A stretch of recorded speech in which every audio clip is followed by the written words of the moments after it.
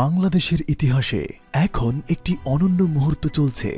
একদিকে যখন ফ্যাসিবাদী শাসন গণতন্ত্রের পথে বড় ধরনের বাধা হয়ে দাঁড়িয়েছিল, তখন অন্যদিকে ছাত্র জনতার অভ্যুত্থান একটি নতুন আলোর পথ খুলে দিয়েছে।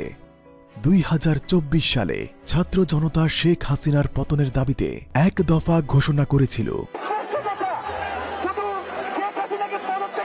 কিন্তু তার আগেই তারেক রহমানের নেতৃত্বে দেশের সকল ফ্যাসিবাদ বিরোধী শক্তি একত্রিত হয়ে নিজেদের অবস্থান দৃঢ় করেছিল।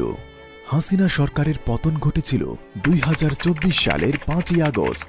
তবে তারেক রহমান ২০২৩ সালে হাসিনার পদত্যাগের দাবিতে তার এক দফা ঘোষণা করেছিলেন। শেখ হাসিনার পদত্যাগ, এটি তারেক রহমানের রাজনৈতিক দূরদর্শিতারই প্রমাণ।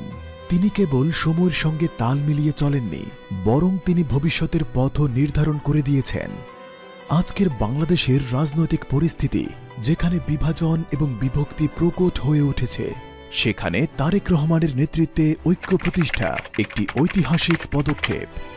ছাত্র জনতার আন্দোলন কেবল একটি রাজনৈতিক আন্দোলন নয়, এটি দেশের স্বাধীনতার সংগ্রাম হয়ে উঠেছে। আর এই সংগ্রামে তারেক রহমানই মূল নেতৃত্ব। আজও দেশের মানুষ তার নেতৃত্বে একত্রিত হওয়ার জন্য প্রস্তুত।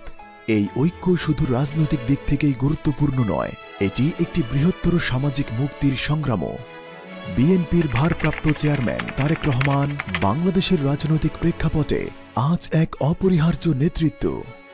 তার ৩১ দফার ঘোষণায় যে দিক নির্দেশনা দেওয়া হয়েছে, তা কেবল একটি রাজনৈতিক পরিবর্তনের রূপরেখা নয়, বরং এটি একটি নতুন, উন্নত এবং শক্তিশালী বাংলাদেশের জন্মের সম্ভাবনা সৃষ্টি করেছে।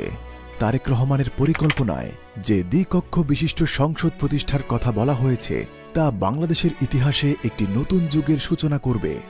এই সংসদে দেশের সব স্তরের প্রতিনিধিদের উপস্থিতি থাকবে, যা দেশের গণতান্ত্রিক ভবিষ্যতের জন্য একটি গুরুত্বপূর্ণ পদক্ষেপ।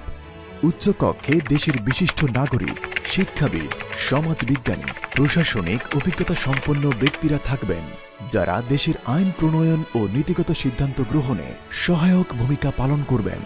এটি কেবল একটি রাজনৈতিক কাঠামো নয়, বরং দেশের সামগ্রিক উন্নতি ও বৈশ্বিক শক্তির বৃদ্ধির জন্য একটি শক্তিশালী কাঠামো হবে।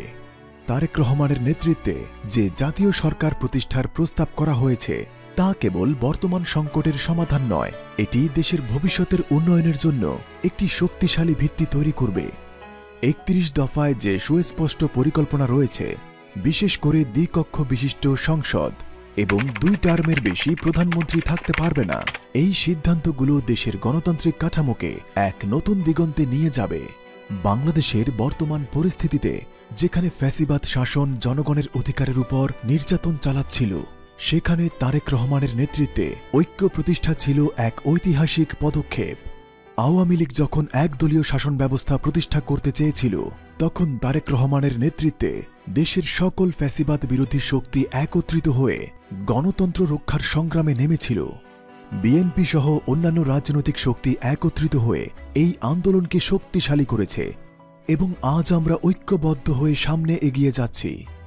তারেক রহমানের ৩১ দফা পরিকল্পনা, বিশেষ করে দ্বিকক্ষ বিশিষ্ট সংসদের প্রস্তাব, আমাদের সামনে নতুন এক রাজনৈতিক দিগন্ত উন্মোচন করেছে। এটি শুধু একটি রাজনৈতিক পরিবর্তন নয়, বরং এটি বাংলাদেশের জনগণের জন্য এক বৃহত্তর সুযোগ, যা আমাদের একটি শক্তিশালী ও গণতান্ত্রিক রাষ্ট্র প্রতিষ্ঠার পথে এগিয়ে নিয়ে যাবে। আজকের বাংলাদেশে যখন রাজনৈতিক বিভাজন প্রবল, তারেক রহমানের নেতৃত্বে ঐক্যই আমাদের একমাত্র শক্তি। আমরা দৃঢ় বিশ্বাস করি, ঐক্যবদ্ধভাবে এই ফ্যাসিবাদী শাসনকে যেভাবে পরাজিত করেছি, সেভাবেই সকল বাধা বিপত্তি অতিক্রম করে গণতন্ত্রের পথ খুলে দিব এবং একদিন এটি জাতির ইতিহাসে চিরকাল স্মরণীয় হয়ে থাকবে।